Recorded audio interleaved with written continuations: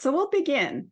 Welcome to the Online Ethics Center Fall 2023 webinar series, Bringing Ethics to Conversation.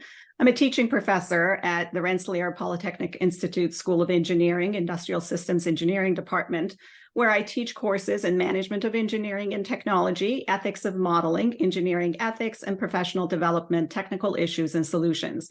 I'm the chair of the Ethics Division at the American Society of Engineering Education, ASEE, and thrilled to be the webinar host for OEC's 2023-24 season. I didn't introduce myself. My name is Azita Hirsa.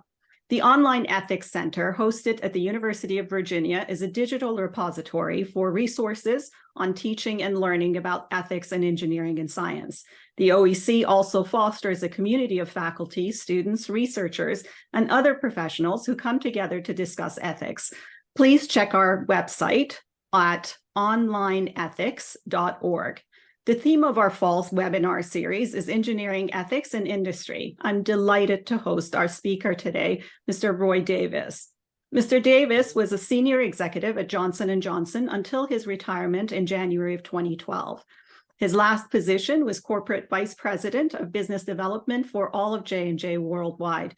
In this role, Mr. Davis was responsible for helping J&J to determine its new business creation and acquisition strategy as a global corporation.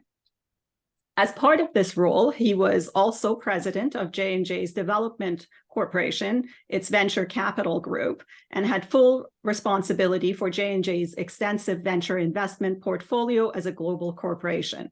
Concurrently, Mr. Davis was also the leader of the Johnson & Johnson wholly owned venture groups, as well as the creator of RedScripts Ventures LLC, J&J's business accelerator.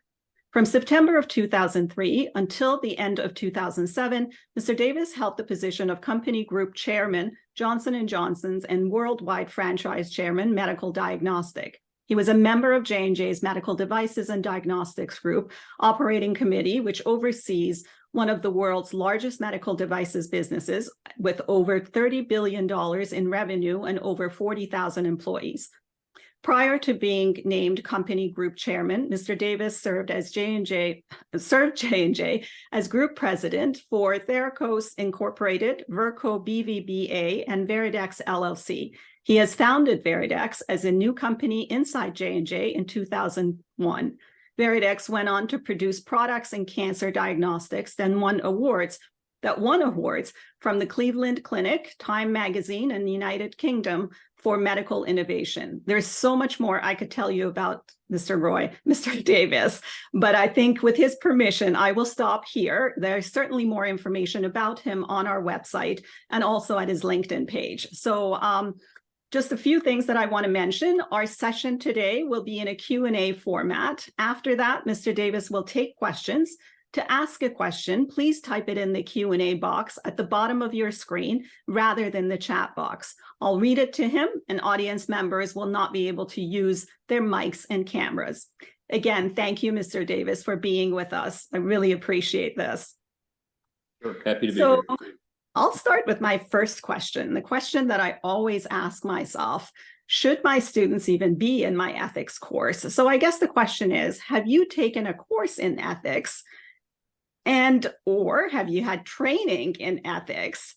And if you haven't done any of those, why? And if you have, why or why not? Well, back in the dim days when I was at university, they didn't offer any courses in ethics. Even at the fine institution that you're currently teaching at, where I did my graduate work, there still was no ethics courses back then. I have had training in it, largely through what was ending up being my fourth employer, but my long-term employer, Johnson & Johnson. And J&J has a very rigorous process, which I think we're going to get into more detail. But so training, yes. Formal coursework at a university, no. Do you think it would have been helpful to take courses in ethics? I think it's always. I don't see how having a course in a subject like that can ever be harmful. I think it's got to be something that helps you think about things in more dimensions than you might think about it otherwise. So yeah, I think it's valuable for most people. I think it would be a very useful mental training. Yeah. So, what do you consider to be the in fact important factors in creating and sustaining a highly ethical culture in corporations? Well, so one of the big things that I want to maybe start with is that this is going to be very biased towards what we do and have done at Johnson and Johnson. It obviously there's many other corporations that have highly ethical cultures, but I think there's some characteristics that are probably universal, and I'm hoping I'm going to answer your question that way more than just about J&J.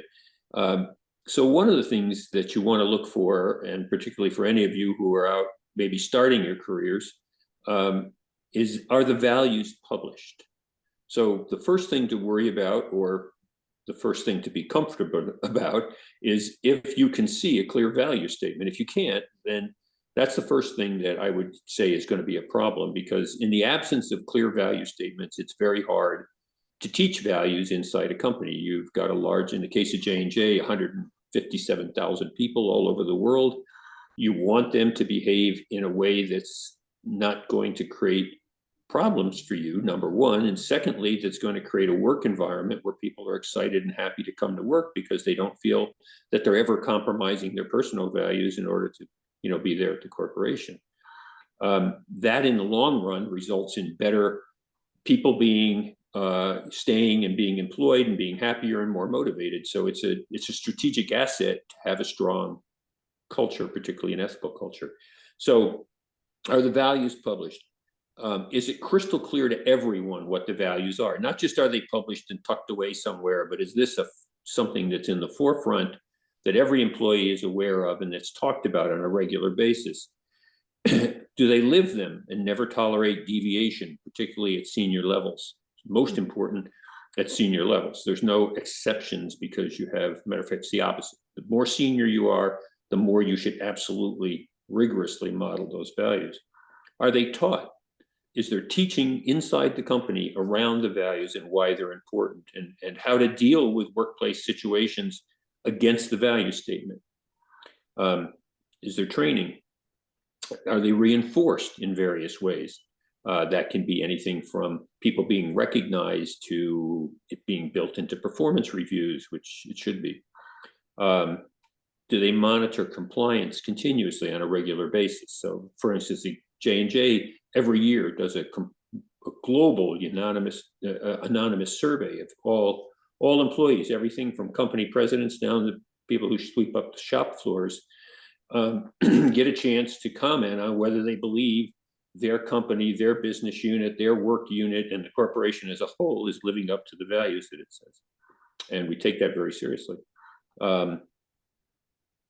Is it baked into performance reviews? Are there consequences when people do not adhere to the values? And are those consequences open, honest, and consistent in how they're handled?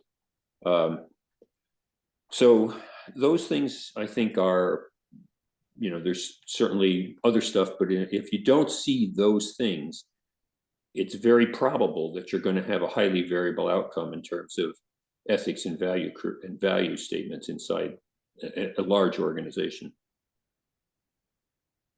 So you talk about values, and I said, and you said that, they need to have published values. So where do these values come from, and when do they come into a business? Well, they can come, there can be a variety of ways. I mean, in the case of J&J, they came from way back in the day. General Johnson wrote them. They weren't a team exercise. They were written and installed upon the corporation back when it was a private company, long before it became a public company. And that now the Johnson family is not involved in the business, hasn't been for decades and decades, and it's a huge public corporation. But those values lived on, and it's not that they haven't been challenged. There's been teams and challenge sessions, and all over the globe, we have these things called Credo challenge sessions. And if you're invited to them, it's partially an honor and partially torture. But you spend days going through every line of the Credo and saying, what would you change? Should we rip it up? Is it irrelevant now? Is there something else we should do? it's been tweaked here and there over the years, but none of them really. It's such a well-written document. And anybody wants to just Google it, J&J Credo, you'll get it. And basically, it just outlines that our first responsibilities to the people who use our products. And then it goes down to our employees, and it goes to our communities. And at the very bottom is the shareholders. And you might say, wow, can a Fortune 50 corporation put the shareholders last? And the answer is yeah. And they have for over 100 years. So it's it doesn't mean we don't care about the shareholders, doesn't mean we don't care about the financial results. It just means in the battle between having a result financially and keeping our who we are intact, who we are dominates. Who we are is always more important than what we're doing at any moment in time. And that's at the very core of having an ethical culture. Okay. So what do you think compromises an ethical culture? Well, I mean, I think there's a lot of things that can compromise it, but some of the biggest is an absence of leadership. When you don't have people at the top clearly articulating values, or if their behavior significantly deviates from what the stated values are, and somehow they believe that there's a free pass for them. In other words, do what I say, not what I do. I think if there's no mechanism for an employee to air a grievance or a problem without reprisal, if there's no mechanism to discuss and learn from problems and situations, those things can all add up to deteriorate the culture and deteriorate the ethics in an organization. You can't cover up problems. You can't have a leadership that's not modeling the values, and you can't have a situation where employees aren't able to openly discuss problems and air them. And the minute you have any of those types of circumstances, you're setting yourself up for some type of a major ethical issue. So I know you and I have had this discussion in the past, and I say, you know, I go into class and I have a textbook and I have all these theories that I talk about, you know, we should, we must, and could have, would have, should have, I guess sometimes I say. So can you provide some examples of how you've seen, you know, strong ethics impact corporate behavior? So, you know, I always want examples, please. Well, I mean, you know, predictably, the most famous one that I can think of is, ironically, a Johnson & Johnson one. For those of you on here who aren't as ancient as I am, back in 1982, somebody took some Tylenol off of a shelf in a drugstore, took the packaging away, unwrapped it. Back then, everybody was making capsules. They come apart. Put cyanide in them, carefully reconstructed the capsules, wrapped the package back up, and surreptitiously placed it back in the drugstore shelves. And of course, some poor unsuspecting individual would come in, purchase the Tylenol for headache or fever, bring it home, take the capsule, and die. Now, everybody was making capsules. At this point, the whole world in pain reliever was a capsule world. They're easy to make. It was quite a great invention from the standpoint of ease of production and cost of goods, and also being able to put the right dosage in. But you can't make a capsule tamper-proof. So J&J made it. So this was discovered in 1982 on September 29th. Now, to put it in perspective, J&J back then, I mean, it's a 92 billion pre-consumer spin out. It's a $92 billion corporation today. Back then, it was a $6.3 billion corporation. Hard to imagine, but it was. Tylenol was over $1 billion of that. So roughly 17% of revenue of the entire corporation. And it was a very profitable 17% of the revenue. So this is a situation that borders on unmitigated disaster for a company. I mean, this isn't like some little trivial product recall. This is right at the heart of the company back then. So September 29th, it was discovered. J&J recalled all Tylenol capsules from every shelf, every store in the world the next day. 24 hours.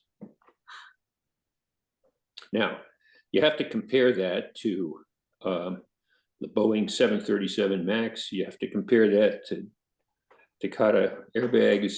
You have to compare that to how a lot of companies who maybe don't have as clear a value statement, as clear a process about their values, how they behaved and how long it takes to make a decision in the public's interest. So this was very easy for our then CEO, Jim Burke, because what's the first line of the credo? First responsibility to the people who use our product. So that, I think, probably is one of the most dramatic examples. There's others, but that one I think sticks out, and it would be very hard to make that decision as fast or as crystal clear in the absence of having a culture that is so ingrained in terms of how one behaves. And Jim's feeling was, and I knew him, his feeling was that who we are and how we behave right now is more important in the long run for keeping the public trust and keeping who we represent as a company than even the $1 billion, even the 17% of all the revenue of the corporation globally. So that, I think, is probably the biggest example I can think of right off the top of my head. I think it's a pretty famous case. Most people are aware of it. And I think, and I always say that single-handedly, Johnson & Johnson was able to change some of the practices in the rest of other industries, not just pharmaceutical. So no matter what you buy now, that you can easily access. It initiated tamper-proof packaging. Yeah. It was the original tamper-proof packaging. Because when we came back, we had to go off the market. We went from being the market leader in pain medication globally to zero, and we came back on the market, and eventually people were so enamored with how J&J handled it that Tylenol actually came back to a market position that was even higher than the one that it had before it left. It doesn't mean that the ensuing period wasn't really tough on the company, but it was clearly the right thing to do. And not only was it the right thing to do for the public, but it was very much the right thing to do for the people who work at Johnson & Johnson, for how they feel about working there. So, outside of Johnson & Johnson, if you had to make business decisions, ethical business decisions, did you always come back to Johnson & Johnson's credo and their values? And so sort of as a follow-up to that, so what was the most difficult decision you've ever made in regards to your career, and what was the outcome? Well, in terms of I think each organization, I don't think you can take J&J's values and just transpose them on everybody. I think each organization, depending on the business you're in, the type of products you produce, the situations that you are going to face, needs to have their own value statement. I mean, it might be slightly different for different industries and different. I mean, we make medical products, and that of course has a certain connotation associated with it. But I don't think you can stray too far from putting the people who use your products first. I almost don't care what product you're making. That has to be something important, because if you don't care about that, then you don't care about your customer. If you don't care about your customer, why should you expect them to care about you?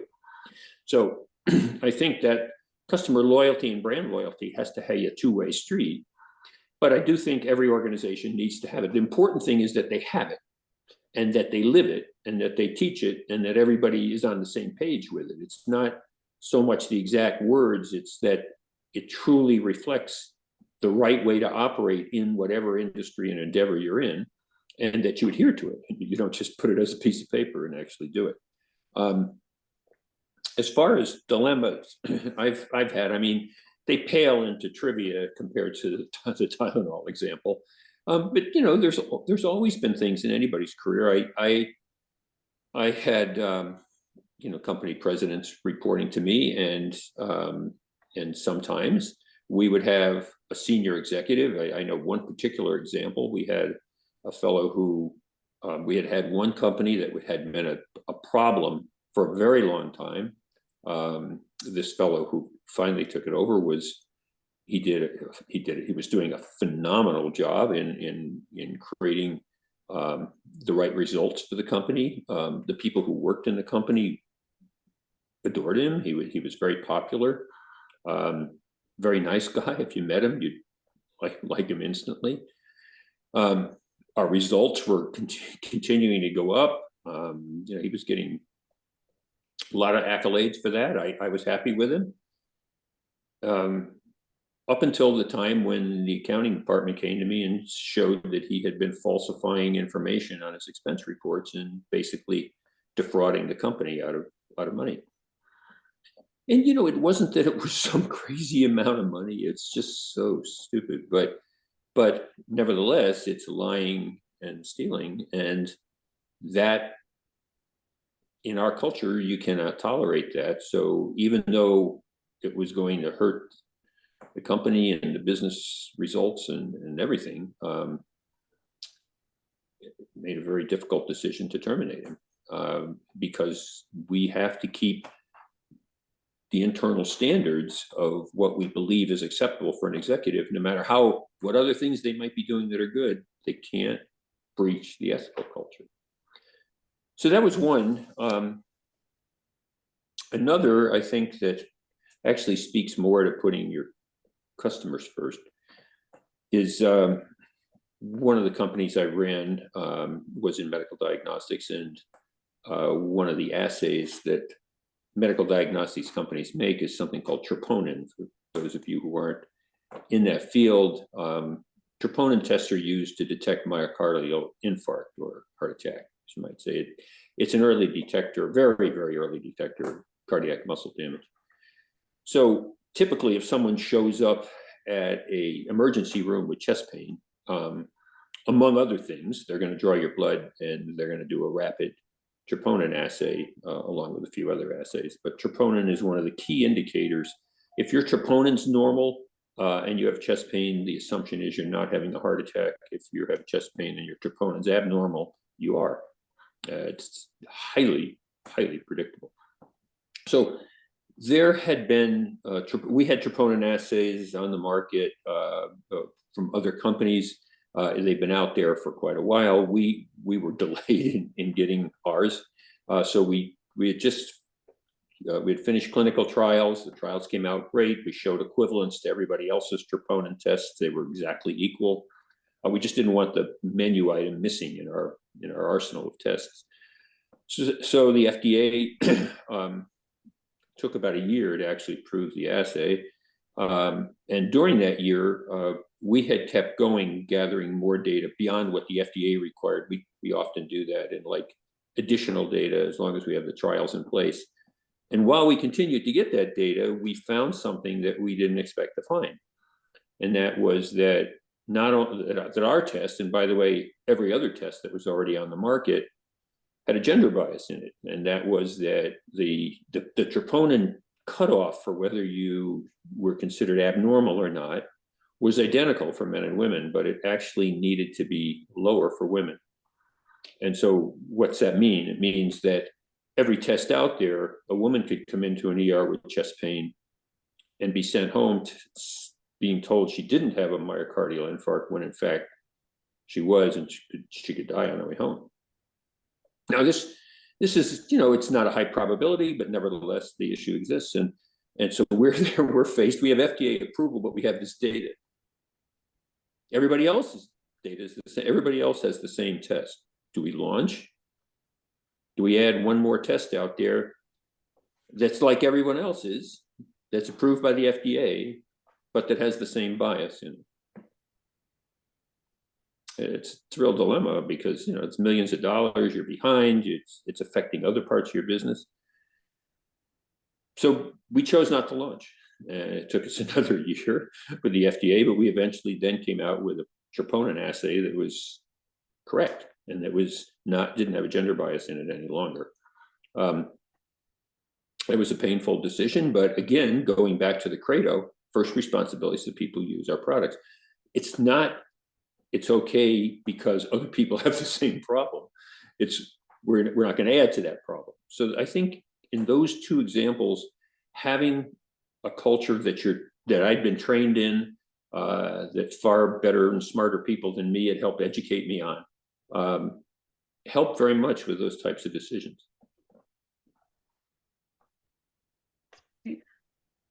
I know we wanted to keep the questions short, and I want the audience to start asking questions. And as the questions come in, I would just want to make sure that we have it open so that they can ask their questions. My question to you is, I start a company and I come to you and I say, all right, I want to make sure that everything happens ethically, and I want to make sure that I hire people who are ethical and abide by values and such. How do you select ethical people for a company? Well, you can't, but what you can do is try not to select people who have behavior patterns that are going to make it harder for them to model ethical values. I think that's what we try to do. So it's actually one of the most important parts of building an ethical culture. Ironically, you can have all the value statements you want, but if you consistently hire people who are going to struggle with those value statements. So we all want achievers, right? I mean, who doesn't want to hire an achiever? But you have to, in the process of interviewing and evaluating a candidate, you have to be careful that you understand the difference between people who want to achieve and people who want to achieve no matter what. So the no matter what people, you might want to save those for some other industry, but they're not going to be the best fit in a culture like Johnson & Johnson's. Now, they may be the best fit somewhere else. I don't know. I mean, I'm not an expert on every field, but there may be a place where they fit quite well, where their behavior won't really conflict with ethics because they're not dealing with maybe the same kind of highly sensitive medical products or something. But in our case, we look very much for people who want to achieve, but who also have patience, who have a lot of self-reflection, who have a strong tendency towards wanting to do the right thing while they're achieving rather than just achieve. The ones that are all about me and how much money can I make and how fast can I get up to be president of something. Not that we don't want people to have those aspirations, but we don't want those aspirations to override how they're going to think about doing things the right way. So that in that process, in the interviewing process, we have people who are expert at looking at that and trying to, I mean, it's not foolproof. I'm not going to tell you that we don't sometimes have hires that we end up having to, well, I gave you an example of one. So it happens, but you want to have that be a rare event. You want that a right-hand side of the decimal point event, not a routine event. So you're at the executive level, and everything that I've read about what you've done and how you've achieved it is so impressive. Sometimes we have these debates in class that, with engineering students, and oftentimes they say, look, my job is to do what I'm told. So, if I'm supposed to build something or innovate something, I do it.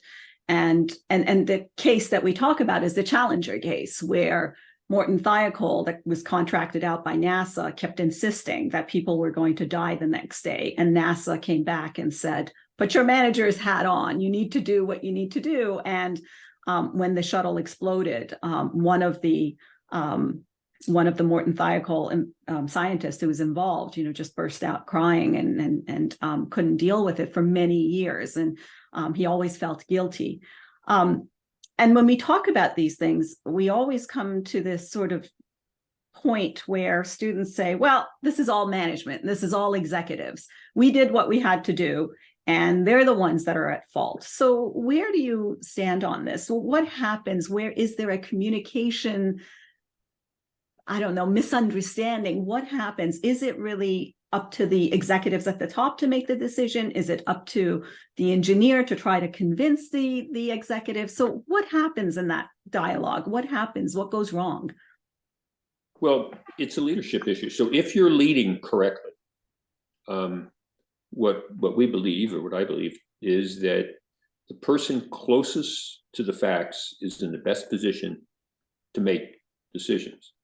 Now, executives' job is to make sure we have the right direction in the company, that we're working on the right projects, that people understand the values of the company. They are trained ethically and they are trained technically so that they're both ethical and competent because I mean, competence counts too. I'd rather have a competent surgeon than a highly ethical one.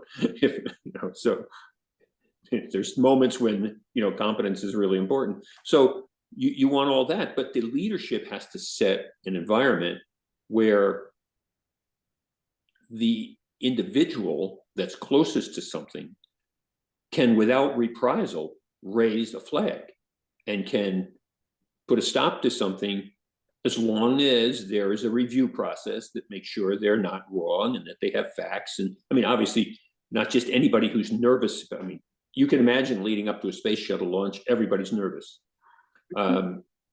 Leading up to any big product launch in a company, everybody's nervous. There's a difference between being nervous and finding every little thing you could possibly worry about, because there's always something you can worry about. There's a difference between that and clear and present danger. So I believe that if the right thing for executives is to create a leadership culture where the engineers closest to that can say, stop. And then there's a quick review to make sure they're not nuts. But assuming that's rational, then they can stop it. Because how can someone that's in a senior executive position know, whether there's an O-ring on a fuel cell that's wrong? They can't know that. Only the people close to it can know that. And those people have to have the freedom to raise that issue, or people die. And it's no different than the people who came to me on that troponin assay. I mean, it wasn't me that discovered the troponin assay issue. It was people in our clinical trials group that have advanced degrees and understand the nanogram cutoff levels and what can influence them. But when they came, I listened. So it's about creating that culture where not only is there competent people who can find these things out before it's too late, but they can raise it and it will be listened to and reviewed appropriately. And then a decision's made based on real facts, not on emotions. Yeah. Thank Does that you. make sense? Yes, absolutely. So I do have two questions that I want to ask you from the audience. How do you navigate between what is legal versus what is ethical? Well, so legal's a bare minimum requirement, right? I mean, you always 100% of the time, without exception, have to do what's legal. And J&J and any good company has endless training on that. There's the Foreign Corrupt Practices Act, there's Sarbanes-Oxley, Robbins-Patman Act, it's on and on. There's endless legal requirements inside of any business, and you need to know them relative to whatever your job is. And if you're an executive, you need to know all of them, and you need to have lawyers that will help you understand them if you're not clear. Those are that's like minimum. It's the same thing in society. I mean, we follow the law, right? I mean, we're a society of laws. So laws aren't ethics. Laws are laws. Ethics is about your behavior. And you have to have both. You have to have strong ethics, and that ethics, I think, depends to some degree. I mean, some ethical issues are just pure and simple, like treating each other fairly and not lying and not stealing. And, I mean, let's face it, unless you weren't raised right, most of us have gotten that somewhere along the line. But the ethics that relate to your particular unique business situation is something that, you have to work out and make sure everybody's clear on. But I, for the most part, ethical standards, like there were no laws involved with any of the decisions I just talked about earlier, the two dilemmas. There's no legal question there. Those were just, there was no court of law was going to weigh in on any of that. That was simply, what do you believe? Matter of fact, we had a federal agency telling us we should launch the test. So The ethics are more about what your internal codes are and adhering to them. So we can launch the test. There's no worse than anybody else's. But for us, we know that it's got a bias in it. So why do we want to add to the bias that's out there, right? And that's an internal ethical thing that's based on the ethics of that organization. So suppose you're dealing, and you had worked in other countries. Suppose there's something that Johnson & Johnson believes to be unethical and wants to do, ethical, wants to take the ethical steps, yet the law in that country says you can't do it. So what do you do in that situation? Do you get around the law? Do you negotiate behind the scenes? What do you pull out of the country and say, hey, this is against your laws and I'm not going to do it because it's unethical? So you're saying that there would be being ethical would be illegal in that country? Right. So let me give you an example. And this, I believe, if I'm not mistaken, this was sort of the case in Unilever. Suppose you're going to operate in my country, right? And you say that we need to take care of our waste in a manner that is ethical, in a manner that is responsible. So we're not going to just dump it in the rivers, and we need to make sure that we take that waste and dispose of it in ways that are correct, right? Or that don't hurt people, right? Your number one code of ethics and your credo. But the country has a law against you taking that waste and doing what you deem to be right about it. They say it's against the law to get rid of that waste. We'll take the waste and then we'll do what we want to do with it, which may be throw it in the river. How do you get around something like that? Well, those are tough situations. I think for the most part, if I can say at J&J, that we would not indulge in a practice that we consider unethical. So either we would not be in that country, or a lot of times we're in countries that operate in ways we can't, let's say, embrace through distributors. So where we will not manufacture there, we will send product there so people can buy it, but it will be made elsewhere. Where So you in can other words, actually you don't exit the commercial market, but you don't put yourself in a situation where you're trying to manufacture or do research somewhere where, in order to do and comply with the government law, you have to do something that you deeply believe is unethical. We also have in the United States something called the Foreign Corrupt Practices Act, which says that if you're a US company and you're operating somewhere else that would violate US law, you have violated US law. Great, thank you. I have another question for you. I so appreciate this clear and strong message, particularly in my area of overseeing academic research compliance. What are your thoughts on responsible conduct of research and scholarship required training versus a more value-based approach? I'm not 100% sure I understand what the value-based approach means.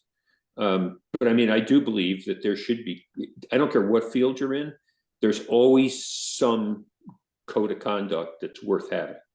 And I think that having that and training that, I mean, there's been some really unfortunate examples of, research being less than honest and leading people in directions that, were just flat out erroneous. And so, I mean, I think it's very, very important to have some level of strong ethical responsibility and monitoring. It's just, the teaching by itself isn't good enough. You have to also have a way to monitor. So I don't know if I've answered that the right way, because I'm not sure I completely understand what's being asked. Sure. So the information that I have is starting with what the institution values, the code as the critical start of responsible conduct. And she also says, yes, you did answer it. Okay. Good. Okay, awesome. I don't see any other questions. If you do have questions, please feel free to put them in the chat or in the Q&A.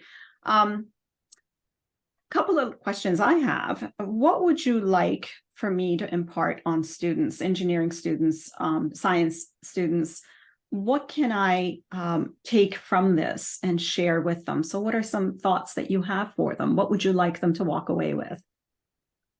Well, there's a few things, and that's one, particularly since you're talking about students, when they go out to look for a job, or in the case of RPI students, when the jobs come after them, hire your employer over the job title. So you're going to go somewhere and you're going to start a career. And that place you go to is going to have a culture and a way of operating that's going to shape you. Just the way your university that you're in right now is shaping you. And it's going to be very important that first actual job is going to be very important in how it shapes you and how it helps you or doesn't help you in terms of growing to be an ethical, highly competent engineer or scientist. So in that first job particularly, and possibly in all jobs, but particularly in that first job, hire the employer over the job title. Make sure that where you're going to, you understand, do they have an ethical culture? What is their code of conduct? Is it something I can be happy with when I show up for work every day? Because there's a pretty famous guy named Steve Jobs. And Steve said, the only way to be truly satisfied is to do great work. And the only way to do great work is to love what you do. Now, I'm going to postulate that there is no way to sustain loving what you do if you find yourself working somewhere that's not consistent with your own moral conduct and ethics. That if you find going to work every day is an aggravation, if you find that no one will listen to you when things are wrong, if you find that you're in a culture that's toxic, you aren't going to be happy and you're not going to do your best work. So make sure that when you start, and that's why J&J invests so much in it, because we believe, so the higher you go in an organization, when you're a senior person, if you're lucky or unlucky enough to become senior where I was fortunate to be, you are responsible more and more for the perpetuity value of that enterprise. That means not just getting results today, but creating an environment that can sustain great results over decades and decades and decades. And that's always about one thing: people. Because the furniture and the buildings don't do a lot. It's always about the people. So this environment that you're going to go into, if you're a student, choose carefully and make sure you understand that part of it, because it's going to shape you more than you can imagine, and it's going to dictate how your work satisfaction goes far more than whatever your job title is going in. Right. Thank you. I have another question for you. So in addition to teaching values, were there other kinds of training on ethics you implemented? Well, J&J would have regular, what's called a Credo challenge session, where we would bring executives. Usually you had to get to the point where you were running something, so there'd be a few hundred people gathered up, because J&J has hundreds of companies all over the world. And those leaders and sometimes vice presidents would be brought in, and they're given cases where we would collect ethical dilemmas that have occurred in the corporation all over the world, masquerade them a little bit for people's anonymity, but because it's a teaching exercise, and have these teams go through how they would have handled it. We already know how it was handled, but they may not. So we would go through those exercises and see how people do against the Credo, and then use the Credo over and over to show how they can make those decisions and teach it and teach it and teach it. So there's a lot of that type of training that goes on a regular basis. In addition, it's Credo values are baked into everybody's annual performance review. When I had company presidents reporting to me, when I sat down to do their annual performance review, if the Credo value part wasn't good, I don't even care about the financial results. I'm not even going to talk to them about it. They failed. So that's the gate they have to walk through in order for me to be interested in the financial results. Thank you. And on that last question that I asked you about what comments do you have for students? What thoughts do you have for your students? I've got another comment, and I'd love to know what your thoughts are. Look up the annual report from the Integrity and Compliance Office to really know if it is a speak up culture, including considering how many misconduct reports are filed. More reports equals speaking up is supported. What are your thoughts on that? I don't know that much about that organization and its monitoring. I wish I did. I don't know if more reports are good or bad, because obviously there's a two-edged sword there, right? I mean, on the one hand, yes, they're free to report it. On the other hand, there's a whole lot of things that are getting reported, right? So I don't know enough to have a really intelligent comment about it. I think when you interview, that certainly can be one component. If you have questions, I would ask your interviewer about it. I think you should be very open in an interview about asking whoever you're interviewing with, what are some of the things that are done in the corporation that you're considering that support ethical decision making. They're going to have some answer, and that answer will lead to other questions. The other thing that you can ask about is regrettable loss rates. So most companies keep track of people they lose who they wish they hadn't lost. And if regrettable loss rates are going up, that's a big indicator of problems in a company. It may not always be ethical, but it's certainly something that would give you pause. But that clear value statements, what do they do to train on those value statements? What do they do to ensure that people can raise issues?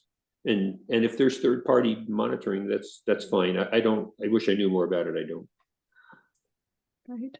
I have another question. We've got about 9 minutes now. The Foreign Corrupt Practices Act do not directly address environmental issues. It focuses on preventing bribery and corrupt practices in international business transactions. Do you believe environmental justice is an ethical issue? I think within some reasonable set of parameters, yes. I think you just have to be careful because there are, like every issue, environment. The key is where you set the parameters for ethics in the environment. And so assuming you can come up with a good set of parameters for that, yes, I think our environment's important. I think the companies need to respect it and not pollute it in ways that are harmful to human beings. And I do think that there is a fairly large gray zone around where environmental regulations should or shouldn't be that I think are good debate items, and that just the important part is to have good environmental policies. I know J&J has a rigorous set of environmental policies. We publish a report every year on it. And I think you should look for that openness in a company. That are they open about it, and do they publish on it, and do they show that they're interested in it? But I absolutely think it's part of being ethical. Absolutely. Great, thank you. I have one more question. We talked about the Tylenol case, and I want to make sure that I do this mindfully, and I don't know whether at this point the case is open and you may not be able to answer. What is your ethical view on the lawsuits on the talc powder, the baby powder? Well, I mean, I've never been in the consumer group, so I don't have tremendous knowledge of it, and it has been since I've long since retired. But from what I know, from talking to people, J&J has tested and tested and tested the talc and can find nothing wrong with it. The recent verdict was overturned. That there is a strong suspicion that the one laboratory that claims they found results, that their results may or may not be accurate. And so it's an active case. I can't say much about it, but I can only tell you that talc at J&J it's a trivial product for the corporation. It's not something that, you know, in any way influences the financial future. Yes, they did try to set up a subgroup where they could have a bankrupt that component of it. And that's the reason for that is that they're trying to protect the corporation, its people who work there and who want to stay employed there. These law firms have tremendous reach in their litigation, and they're going for enormous sums of money for something J&J believes it has no complicity in whatsoever.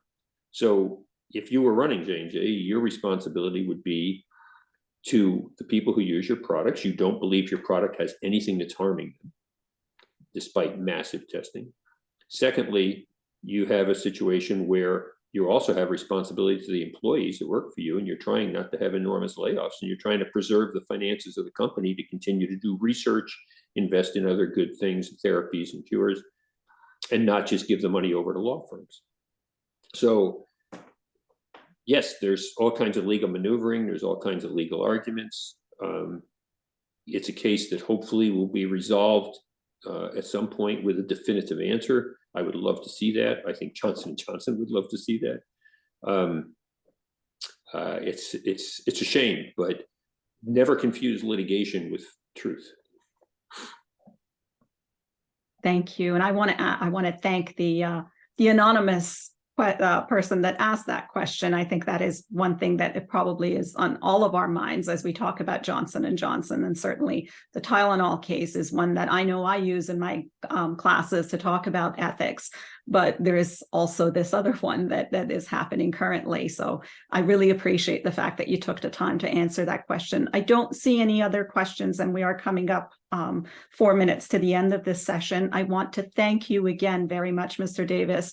I also want to thank OEC's director, Dr. Rosalind Byrne, and our coordinator, Courtney Walker, and thank all of you for being here and spending this time with us. And hopefully, for educators in the crowd, you know, we've taken away some things, and we can do better by our students and make sure we have a society where we do change the world in ways that are ethical and great. So thank you. Thank you again, everybody. Have a great afternoon, great rest of the day, wherever you are.